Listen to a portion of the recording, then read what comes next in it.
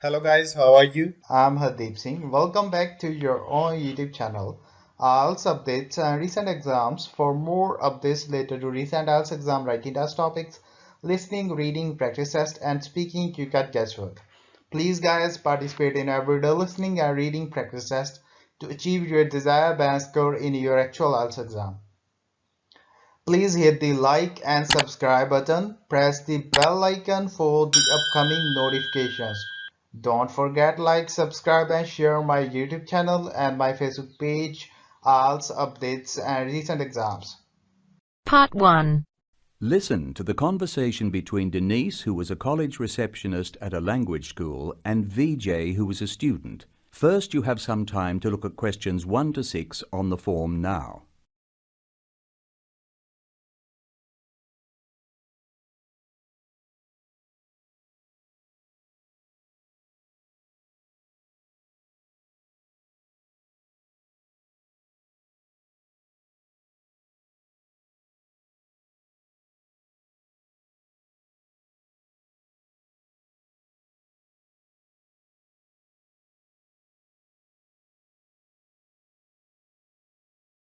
Now listen carefully and answer questions 1 to 6.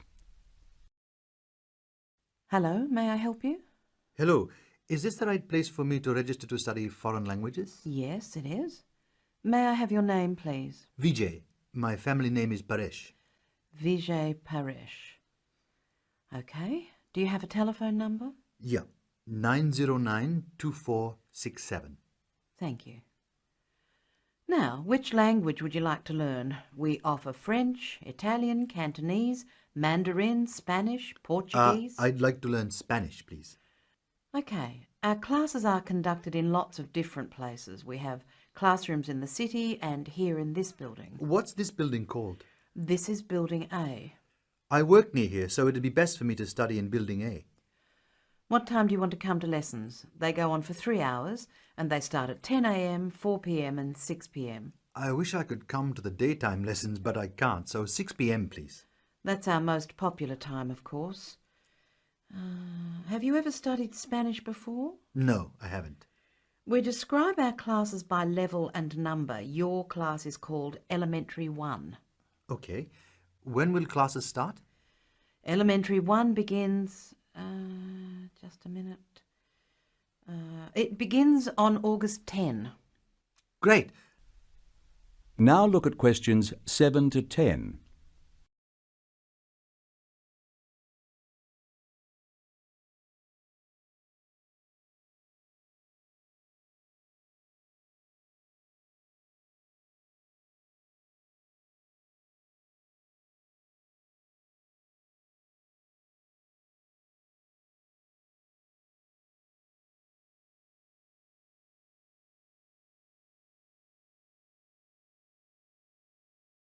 Listen carefully and answer questions 7 to 10.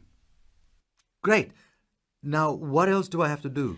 Please go to the building on the other side of Smith Street. I want you to go to the reception area first. It's just inside the door on the left as you enter from Smith Street. Give them this form. Okay. Do I pay my fees there? No, but the fees office is in the same building. Go past the escalators and you'll see a game shop. It's in the corner. The fees office is between the game shop and the toilets. Thanks. Where can I buy books? The bookshop is opposite the lifts. It's right next to the entrance from Robert Street. Your offices are spread out. Not as badly as they used to be. By the way, we offer very competitive overseas travel rates to our students. Oh, I'd like to look into that. Of course. The travel agency is at the Smith Street end of the building, in the corner next to the insurance office. Thank you very much. Bye. That is the end of part 1. You now have half a minute to check your answers.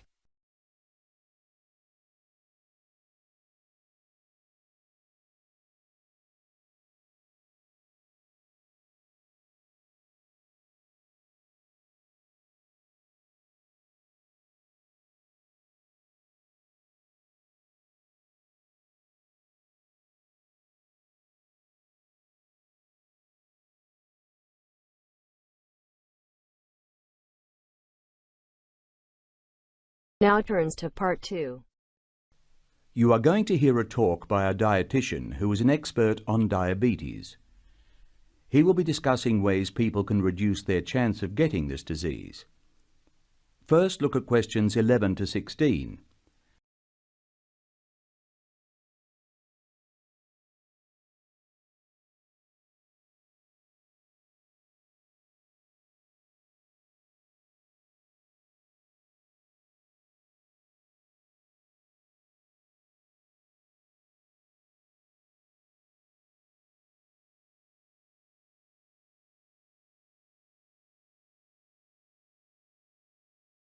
As you listen to the first part of the talk, answer questions 11 to 16. Hi, I'm Peter Johansson, an accredited practicing dietitian. Over the past few weeks, we've been talking about the increasing health problem of diabetes, and particularly type 2 or mature onset diabetes, which represents 85 to 90% of cases. Type 2 diabetes is said to be a lifestyle disease linked to being overweight, family history of the disease, a sedentary lifestyle, and how old you are. Although you can't change your age or your family, there are things you can do to reduce your risk. One of the reasons why type 2 diabetes is increasing is because more Australians are overweight than ever before, and we are getting heavier. So why are Australians getting fatter? There are a number of theories, but it is probably a combination of moving less and consuming more fat. As a nation, we have considerable room for improvement in our eating and physical activity habits. Healthy eating, in combination with regular physical activity, is vital to maintaining an ideal body weight, preventing future weight gain, and losing weight if you need to. Eating less fat is a sure way to eat fewer calories and still be able to eat satisfying quantities of food. If you are interested in learning more about healthy shopping, learn to read food labels and become a fat detective. Eating plenty of whole grain breads, cereals, fruit and vegetables will provide you with valuable nutrients without too much fat, provided you prepare them using only small quantities of healthier fats, such as olive or canola oil, nuts, seeds, and avocado. Using low-fat dairy products, lean meat and skinless chicken in moderate amounts will also help. Aim for at least a couple of fish meals per week. The companion solution is physical activity. It's about moving your body more through the day to help burn energy, and every little bit counts. For health benefit, you only need to accumulate 30 minutes of moderate physical activity most days, and you can do it in 3 10-minute lots. You will have more get up and go after achieving this 30 minutes a day goal, and you don't need any special equipment. Walking, gardening, and housework all count. It's like the ad says, exercise. You only need to take it regularly, not seriously. Now look at questions 17 to 20.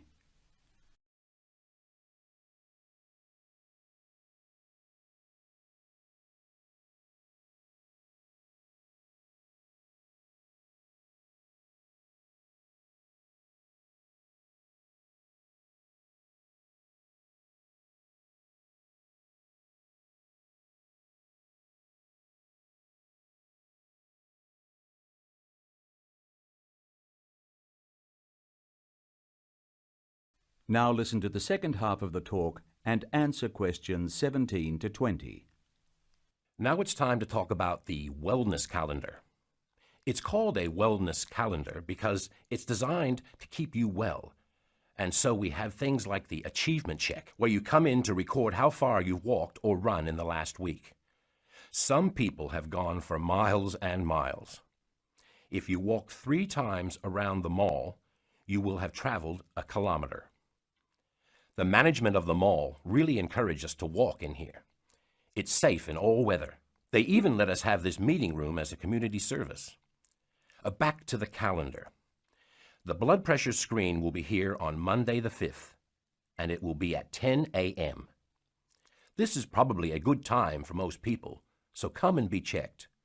I'm sorry, that's wrong. The team will arrive at 11. Sorry. Access is the exercise class we hold in the mall. It's gentle exercise, but I think you'll find it'll do you a lot of good.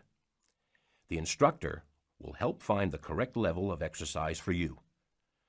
Finally, the health visitor this week is Dr. Sally Long, and she is going to talk about ways to get a good night's sleep. I hope we'll see lots of people at her presentation on Wednesday the 14th. So stay well. I'll see you again soon. That is the end of Part 2. You now have half a minute to check your answers.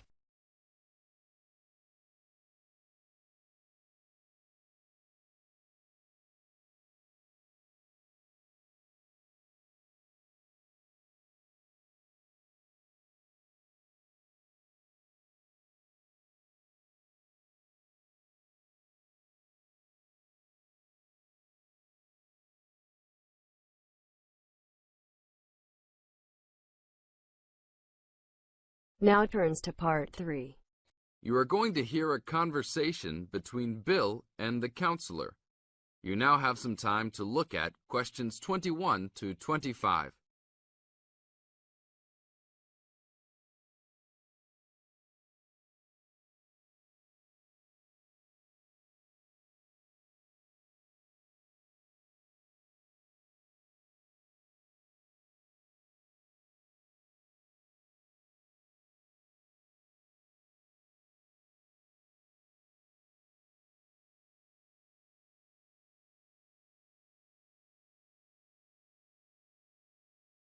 Hello, Bill. What can I help you with? Well, I was talking with a friend of mine who's doing a medical course, and he said that before I start taking sleeping pills, I should see you. I see. Well, I can't prescribe any medicine, Bill, and I prefer not to encourage anybody to take sleeping pills. What I can do is to help you look at why you're not sleeping. Okay, but I think it's because I don't know how to handle all the work. I found that new students find college very different to school. The biggest difference seems to be that you have to get used to working more independently at college, and this can be difficult to pick up straight away. You can feel that you're not quite in control of it all. That's right. I mean, with only a few lectures and tutorials each week, it looks like an easy workload, but then you suddenly realize that there are assignments, tests, and exams. I know I'm not the only one. I really prefer to work quietly in the library where the resources are, but its hours just don't suit my work and sleep habits. Yes. Having a lot of time to manage and having to arrange to get everything done and still have time left over to relax and feel refreshed usually needs careful planning. Yeah, that's right. I know. But it's hard to get started. My medical mate said you can help with getting organized, and I sure need it. Okay, then. I need to get a few details about your timetable and any other commitments. You can put them all down on this form if you like. Now you have some time to look at questions 26 to 30.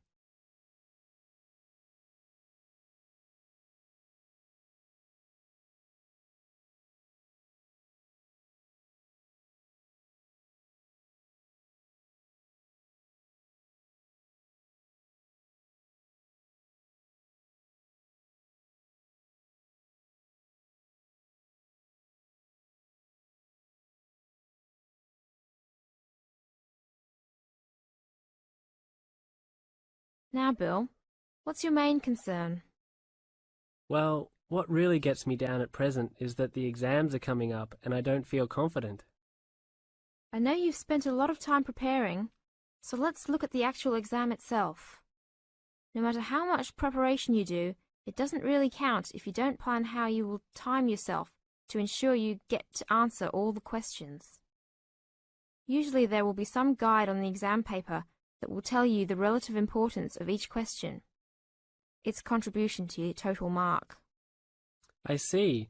So if I feel organized at the start, I can be more confident. Exactly. So once you've worked out an overall plan, and this can be done quickly, you need to make sure you know what each question is asking you to do. As a marker, I know what answers I expect to a question. Then you need to address the question, not just write down what you know and hope the marker will appreciate the hard study you've done. Yes, that's important. I can see that markers are looking at the questions, not trying to guess what we know. Yes. And the third point to keep in mind is that even if you know the topic well, you should leave time to go back and check your work for content. There may be an important point you have missed, or not explained as much as you wanted to. And at the same time, you can look for errors, including any obvious ones in grammar. Okay, thanks. It's really simple in many ways, isn't it? That is the end of part 3. You now have half a minute to check your answers.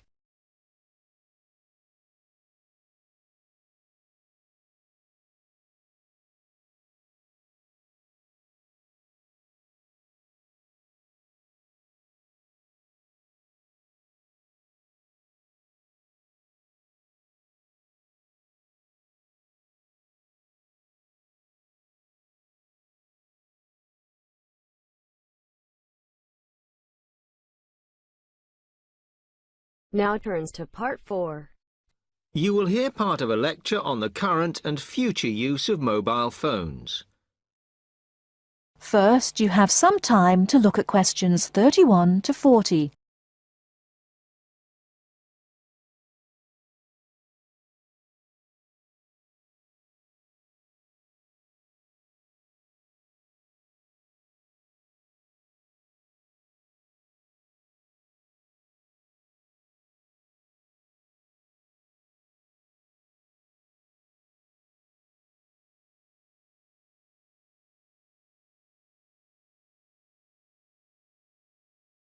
Okay, now today we're looking at changes in communication, and specifically changes that have just happened or are likely to happen in the next few years.